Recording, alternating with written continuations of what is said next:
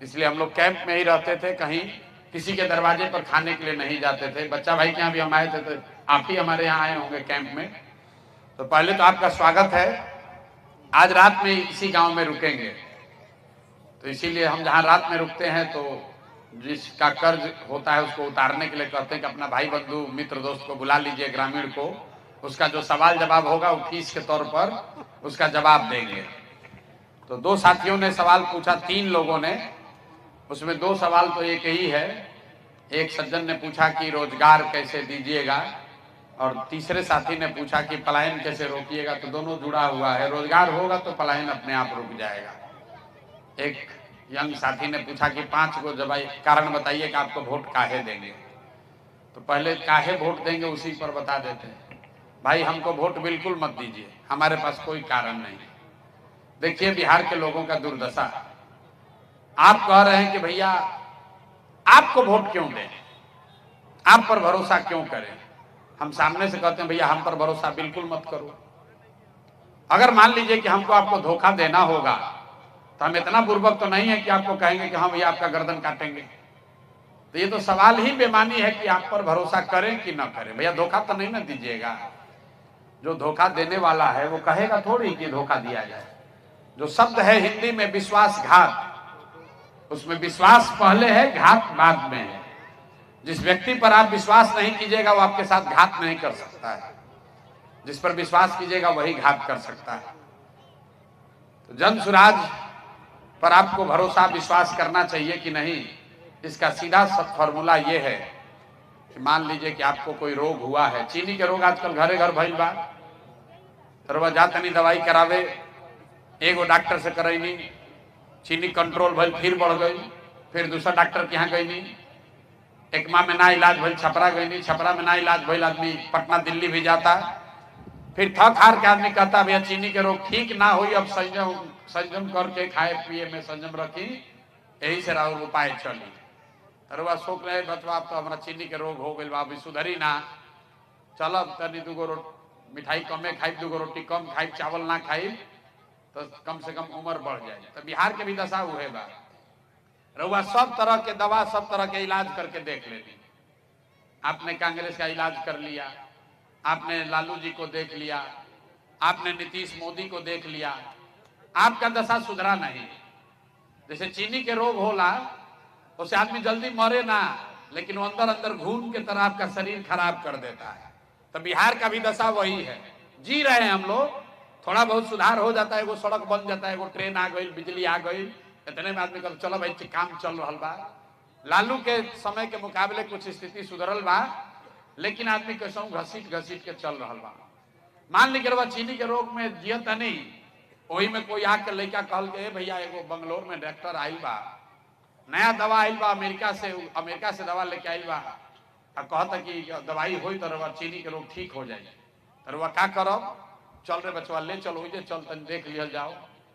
मान लीजिए डॉक्टर क्या पहुंचनी बंगलोर, सुन के आइल बानी कि अमेरिका से ही डॉक्टर दवा लेके आइल बा ऐसा कि चीनी के रोग ठीक हो जाए।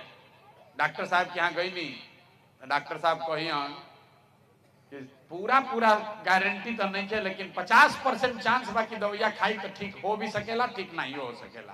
तरुआ का कहो कि चलो पहले तो देखिए ले बानी कि ठीक नहीं हो, 50% चांस बा ना, दो भाई वे देख के ट्राई करता नहीं।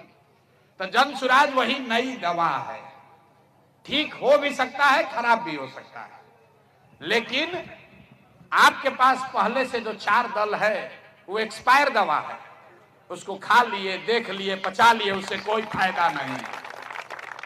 अब तय आपको करना है कि आप नया दवा ट्राई कीजिएगा कि पुरनके एक्सपायर दवा खाते रहिएगा। तो भैया एक्सपायर दवा तो कोई ना खाई, समझदारी तो यही में बाकी जो हम दवा एक्सपायर हो गई बा ओकरा के फेंकल जाओ, और जौन नया दवा आइल बा देखल जाओ शायद काम कर भी सकेला, काम ना भी कर सकेला। तो हम आपको ये दावा नहीं कर सकते हैं कि हमको वोट दीजिएगा, हमारा बात मान लीजिएगा, जन सुराज का सरकार बन जाएगा तो सब सुधर जाएगा, लेकिन सुधार हो सकता है, होने की दिशा में काम हो सकता है। तो इसलिए किसी के बात पर भरोसा करके नहीं, लोकतंत्र में जो चीज बताई गई है कि जिस पर भी आपका भरोसा हो, जिस पर भी आपका विश्वास हो, जिसकी बात अच्छी लगे उसके साथ जुड़िए, उसको वोट दीजिए, उसका सरकार बनाइए। लेकिन ये ध्यान रखिए कि वो वोट, वो भरोसा 5 वर्ष के लिए है, जीवन भर के लिए बंधुआ मजदूरी नहीं है। इसीलिए तो 5 वर्ष पर चुनाव होता है। रवा कभी सोचनिया कि 10 वर्ष पर चुनाव काहे नहीं के हो? सरकार इतना खर्चा करके 5 वर्ष पर चुनाव काहे कराता है? इसलिए कराता है कि जिसको भी आपने वोट दिया, जिस पर भी आपने भरोसा किया, अगर उस वोट का वो कीमत अदा नहीं किया, आपके भरोसे पर खरा नहीं उतरा, तो नागरिक होने के नाते आपका ये जिम्मेवारी है कि जितना मजबूती से उसको वोट देके जिताए हैं, उतना ही मजबूती से झाड़ू लेकर उसको बाहर भगाइए, नहीं तो आपका जीवन और आपके बच्चों का जीवन नहीं सुधरेगा। एक प्रमाण बा देश में, ये देश में 5 गो राज्य ऐसा बा जहां ये देश के 1/3 संपदा, 1/3 इकोनॉमी, 1/3 धन बा। पूरा देश में 28 से ज्यादा राज्य बा, लेकिन 5 गो राज्य में 1/3 धन दौलत बा। जीडीपी 5 ही राज्य में 1/3 है। कौन कौन 5 राज्य है? केरल, तमिलनाडु, कर्नाटक, आंध्र प्रदेश, तेलंगाना। 5 राज्य में 30%, अब बकिया में सब जाना बा। तो 5 राज्य में हमने के देखे के चाहे कि भाई जब देश आजाद भइल तब बिहार और तमिलनाडु बराबर के राज्य रहा। अभी मुन्ना जी कहता कि बिहार के बजट बा 3,17,000 करोड़, तमिलनाडु का बजट है 7,80,000 करोड़। तो जब देश आजाद हुआ तो तमिलनाडु और बिहार बराबर था 1965 तक। अब तमिलनाडु आपसे 3 गुना 4 गुना बड़ा हो गया, क्योंकि आबादी उसका हम लोग से कम है। तमिलनाडु का आबादी है 8 करोड़ और उसका बजट है 7.5 लाख करोड़। अब बिहार का आबादी है 13 करोड़ और बजट है 3,17,000 करोड़। मतलब करीब करीब तमिलनाडु आपसे हमसे प्रति व्यक्ति 4 गुना बड़ा हो गया। तो ये 4-5 राज्य में, केरल में, तमिलनाडु में, आंध्र, कर्नाटक में का ऐसा भइल कि राज्य सब आगे बढ़ गए। आदमी कहा था कि भैया भ्रष्टाचार बिहार में बहुत बा। हम अपना अनुभव से बताओ तनी, सब राज्य में काम के लिए बनी, बिहार से ज्यादा भ्रष्टाचार है वहां। ऐसा नहीं है कि वहां जाति नहीं है, वहां पर भी इतना ही जाति है जितना बिहार में जाति है। लिंगायत का नाम सुने होंगे आप, लिंगायत वोकालिंगा कर्नाटक में है, रेड्डी कम्मा आंध्र प्रदेश में है, केरल में, तमिलनाडु में कोई ऐसा राज्य नहीं जहां जाति नहीं है। वहां पर भी भ्रष्टाचार है, वहां पर भी यही संविधान है। तो फिर वो राज्य में इतना तरक्की कैसे भई?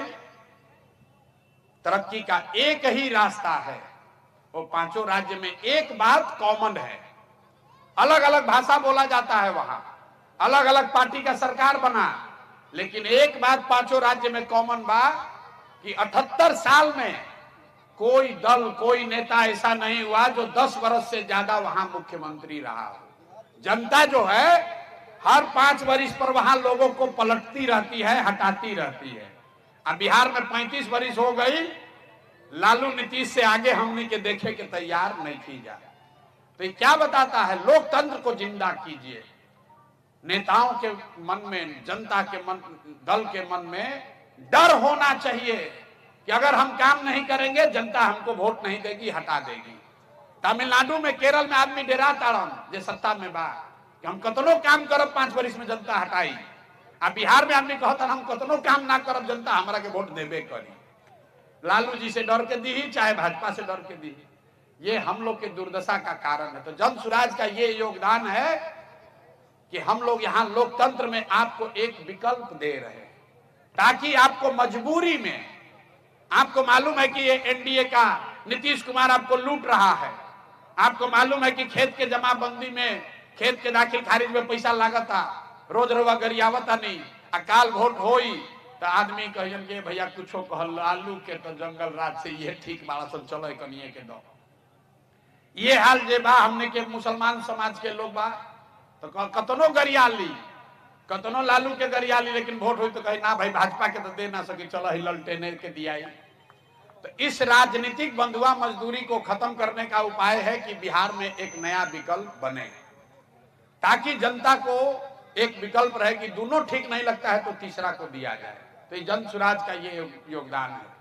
अब विषय पर आते हैं कि भैया जौना में सबके इंटरेस्ट पर फिर खाना खाने जाइए कि आखिर जन सुराज के पास ऐसा क्या मंत्र है कि यहाँ बिहार में बेरोजगारी रोका जा सकता है, पलायन को एक साल में पलायन बंद कैसे होगा? ये तो स्वाभाविक बात है, जब 10, 12, 15 हजार के रोजगार होगी तो पलायन लोग ना करी।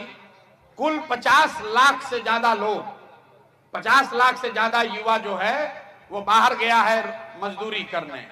जो लोग बाहर गया है मजदूरी करने वो औसतन 12 से 15 हजार रुपया कमाता है और खर्चा के बाद घरे 6 से 8 हजार रुपया भेजता है। तो अगर 10-12 हजार रुपया के रोजी रोजगार का व्यवस्था बिहार में हो जाए तो कोई आदमी उसमें जाना नहीं चाहेगा। तो ये व्यवस्था कैसे होगा? तो हम लोग जन सुराज में कहते हैं कि रोजगार मिलने का क्या उपाय है। बिहार में आदमी बुझेला कि सरकारी नौकरी होई, कितना आदमी आके बुर्बक कहता कि हम 10 लाख नौकरी दे दे, लड़का वही में अजुराइल बाड़न की सरकारी नौकरी से बेरोजगारी दूर हुई। तो एगो आंकड़ा याद रखी कि पिछला 78 साल में बिहार में जितना आदमी सरकारी नौकरी आज कर रहा बाड़न, चपरासी से लेकर मुख्य सचिव तक, संविदा कर्मी को भी जोड़ लीजिए, सबका संख्या गिनिएगा तो 23.25 लाख आदमी को सरकारी नौकरी है। 23.25 लाख आदमी को सरकारी नौकरी मिला है 78 साल में। मतलब 1.97%, करीब 2% आदमी को सरकारी नौकरी है। तो किसी भी हालत में सरकारी नौकरी से तो सबको रोजगार नहीं मिल सकता है। कुछ आदमी कहता है कि भैया फैक्ट्री लग जाए तो उसे रोजगार मिल जाए, नहीं मिलेगा। क्यों नहीं मिलेगा? क्योंकि पूरा जो अर्थव्यवस्था बा, जिसमें तनी मनी भी इकोनॉमिक्स समझत हुई, अर्थशास्त्र अगर समझते हैं आप, तो जो पूरा जो अर्थव्यवस्था है इसका 3 पिलर है। खेती है, फैक्ट्री है और तीसरा है जिसको कहते हैं सर्विस सेक्टर। होटल बा, अस्पताल बा, स्कूल बा, रेस्टोरेंट बा, गाड़ी बा, जितना चीज कंजम्पशन जो आप खा पी रहे हैं, तो करीब खेती और फैक्ट्री अगर दोनों मिला दीजिएगा तो 35% होता है। 65% है सर्विस सेक्टर। सैलून कोई खोला है, कोई मिठाई का दुकान खोला है, कोई रेस्टोरेंट चला रहा है, कोई स्कूल चला रहा है, कोई अस्पताल चला रहा है, कोई टैक्सी का धंधा किया है, ये सब सर्विस सेक्टर है। तो 100 रुपया के अर्थव्यवस्था में 65 रुपया ये सर्विस सेक्टर है। और सर्विस सेक्टर में सबसे ज्यादा जरूरत क्या है? आपके पास पूंजी होना चाहिए। पैसा रही तबे ना रोजी रोजगार करब। तो बिहार में पूंजी का बहुत बड़ा अभाव है। यहां लोगों के पास पूंजी नहीं है। आपको लगता है कि यहां लोगों का पलायन होता है। लोगों का पलायन इसलिए हो रहा है कि यहां से पूंजी का पलायन हो रहा है। एजा बैठल इतना आदमी बाड़न, बहुत विद्वान लोग भी बैठे हुए होंगे, आपको ये शायद पता नहीं है कि बिहार से हर साल 2.5 लाख करोड़ रुपया, 2.5 लाख करोड़ रुपया बैंक, जो आप और हम अपने बैंक में यहां जमा करते हैं, 2.5 लाख करोड़ रुपया बैंक वाला बिहार से बाहर भेजता है। गुजरात में, तमिलनाडु में, उत्तर प्रदेश में, कर्नाटक में, आंध्र प्रदेश में। ये आंकड़ा कहां से बा? रिजर्व बैंक ऑफ इंडिया बताता है। बैंक जो है, बैंक का जिम्मेवारी है कि जितना रुपया आप बैंक में जमा कीजिएगा उसका 70% पैसा आपको, समाज को ऋण के तौर पर मिलना चाहिए, जिससे आप घर बना सकें, गाड़ी खरीद सकें, धंधा रोजी रोजगार कर सकें। तो पूंजी का यही 2 स्रोत है। पूंजी आदमी के पास कहां से आता है? जो पैसा आप कमाते हैं, जो खर्चा के बाद बच गया वो आपका पूंजी हुआ, और दूसरा पूंजी का स्रोत है जो बैंक से कर्जा लिए, वो आपका पूंजी है। मान ली कि रुआ घर बनावता नहीं, 1 लाख रुपया रुआ बचत कैले बानी, 4 लाख रुपया बैंक से लेनी तो 5 लाख के घर बनावता नहीं, फिर धीरे धीरे कर्जा वापस करब। तो ये जांचने के लिए रिजर्व बैंक ऑफ इंडिया एक आंकड़ा जारी करता है जिसको कहते हैं CD रेशियो।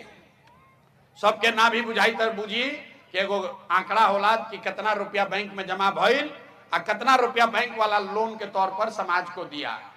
देश में कानून है, संविधान है कि बैंक में अगर 100 रुपया जमा हो तो 70 रुपया बैंक को वापस समाज को देना है, धंधा के लिए, रोजी रोजगार के लिए, घर बनाने के लिए, गाड़ी खरीदने के लिए। बिहार में बैंक वाला देता है कितना? 40 रुपया। बाकी पैसा कहां जाता है? बाकी पैसा बैंक वाला उस राज्य में भेजता है जहां पर रोजी रोजगार हो रहा है, गुजरात में, कर्नाटक में, तमिलनाडु में। पिछला साल रवा बुझाता बिहार में इतना गरीबी बा, आदमी सोचा था कोई बाहर से आई तो फैक्ट्री लगा दी, तो कोई फैक्ट्री लगाई तो 2-4-10 हजार करोड़ रुपया लगाई। पिछला साल बिहार के गरीब जनता ने बैंक में पैसा जमा किया 4,21,000 करोड़ रुपया। ध्यान से समझिए, जितना बैंक बिहार में है इसमें हम लोग मिलकर पैसा जमा किए 4,21,000 करोड़। अब बैंक वाला पैसा आपको लोन पर कितना दिया? 1,61,000 करोड़। बाकी पैसा कहां गया? बाकी पैसा बैंक वाला दूसरे राज्य में भेज दिया। अगर 70% सीडी रेशियो होता तो बिहार में 2,80,000 करोड़ रुपया आपको लोन के तौर पर मिलता। तरुआ जो घर आज 4 कमरा के बनैले बानी, 8 कमरा के बनाई थी। आप एगो छोटा सा रेस्टोरेंट चला रहे हैं तो बड़ा रेस्टोरेंट चलाने लगते, छोटा व्यापार कर रहे हैं बड़ा व्यापार करने लगते, खेती में ज्यादा पैसा इन्वेस्ट कर सकते थे। ये जो हर साल 2-2 लाख रुपया गया, 2 लाख करोड़ रुपया गया, तो 1990 में जब लालू जी मुख्यमंत्री भइलन तब से लेके पिछला साल तक बिहार से 26,35,000 करोड़ रुपया आपका हमारा पैसा बैंक वालों ने दूसरे राज्य में भेज दिया। 50 लाख आदमी गइलन लेकिन 26 लाख करोड़ रुपयों इजा से चल गई। तो ये पूंजी का पलायन है। अब आप कहिएगा भैया रउआ कौन नया ज्ञान देता? नहीं, बिहार में तो कोई बातें नहीं करते कर। ई कौन पलायन हो? 26 लाख करोड़ रुपया आपका हमारा बैंक वाला दूसरे राज्य में भेज दिया। आप अंदाजा लगाइए, अगर 26 लाख करोड़ रुपया बिहार में जब इन्वेस्ट होता तो यहां पर कितना रोजी रोजगार पैदा होता। और ऐसा नहीं है कि बैंक का मनमर्जी है कि आप कितना पैसा लोन दीजिएगा। आपके जानकारी के लिए बता दें, देश के स्तर पर एक कमेटी होती है जिसका चेयरमैन होता है खुद प्रधानमंत्री, और हर 15 दिन पर